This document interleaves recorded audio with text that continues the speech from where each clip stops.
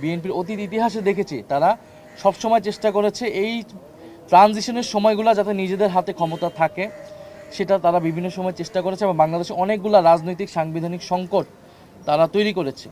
তো এই বিষয়গুলো আমাদের দীর্ঘমেয়াদী বিষয়গুলো আলোচনায় এসেছে এবং সেগুলো নিয়ে আমরা হয়তো আরও কথা বলবো।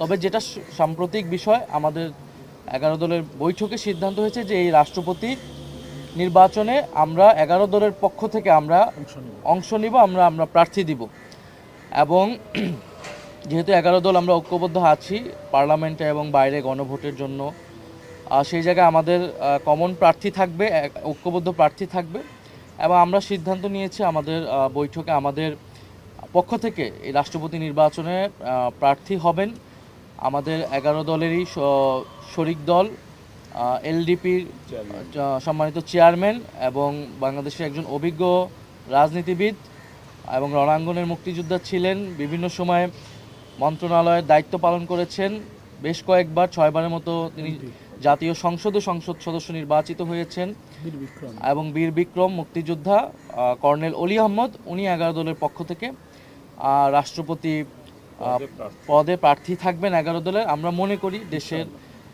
এই যে সংকট একটা চলছে, এই সময় দেশের যে ধরনের অভিভাবকত্ব প্রয়োজন রাষ্ট্রপতি হিসেবে আমরা মনে করি কর্নেল অলি আহমেদ উপযুক্ত এবং ওনার অভিভাবকত্বে বা ওনার নেতৃত্বে এই সংকটগুলো নিরসন হওয়া সম্ভব বলে আমরা মনে করি। এ কারণে আমরা আর যেহেতু বিএনপি জুলাই সনদ বাস্তবায়ন করেনি এখন পর্যন্ত, ফলে আসলে সর্বসম্মতিক্রমে বা ঐক্যবদ্ধভাবে রাষ্ট্রপতি দেওয়ার যে সুযোগটা সেটা আমাদের ঐকান্তিক প্রচেষ্টা থাকা সত্ত্বেও বিএনপির এই যে একদলীয় এবং সংস্কার বিরোধী আচরণের কারণে এটি সম্ভব হলো না। এটি দেশের মানুষ দেখছে, দেশের জনগণ এটি অবশ্যই বিচার করবে।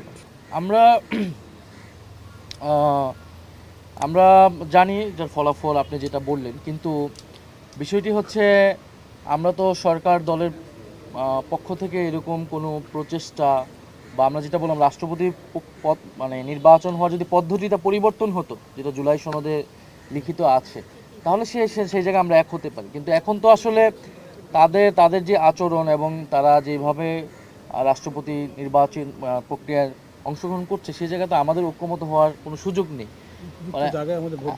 এবং আমরা চাই যে জনগণ অ্যাটলিস্ট দেখুক যে আমাদের জায়গা থেকে আসলে আমরা জনগণকে সেই মেসেজটা জাতিকে সেই মেসেজটা আমরা দিতে চাই যে আমাদের জায়গা থেকে ওনাকে আমরা মনে করতেছি যে এই রাষ্ট্রের অভিভাবকত্বের জায়গাটা নেওয়ার মতো। এই কারণে আমরা অংশগ্রহণ করছি। আমি মনে করি যে এটার এই অংশগ্রহণটাই একটা গুরুত্বপূর্ণ মেসেজ রাজনীতিতে বহন করবে। গণতন্ত্রের জন্য আমরা মনে করি যে এই প্রক্রিয়াটা অংশগ্রহণমূলক, প্রতিযোগিতামূলক হওয়া উচিত। আমাদের প্রাথমিক পরামর্শ ছিল যে জুলাই সনদ বাস্তবায়ন করে সংবিধান সংস্কার পরিষদ করে তার আলোকে যদি রাষ্ট্রপতি হতো, তখন আসলে ব্যক্তির থেকেও প্রক্রিয়াটা গুরুত্বপূর্ণ হয়ে উঠতো। প্রক্রিয়াই পরিবর্তন করে নাই, সেই জায়গায় তারা তাদের দলীয় ব্যাপার আসলে রাষ্ট্রপতিটাকে তারা দলীয় ব্যাপারেই পরিণত করেছে। তো সেই জায়গায় সেটা নিয়ে আমাদের আসলে আগ্রহ। বাংলা কিউআর যেখানে নগদ পেমেন্ট সেখানে সারা দেশে 10 লাখেরও বেশি মার্চেন্টে নগদে পেমেন্ট করুন খুব সহজে।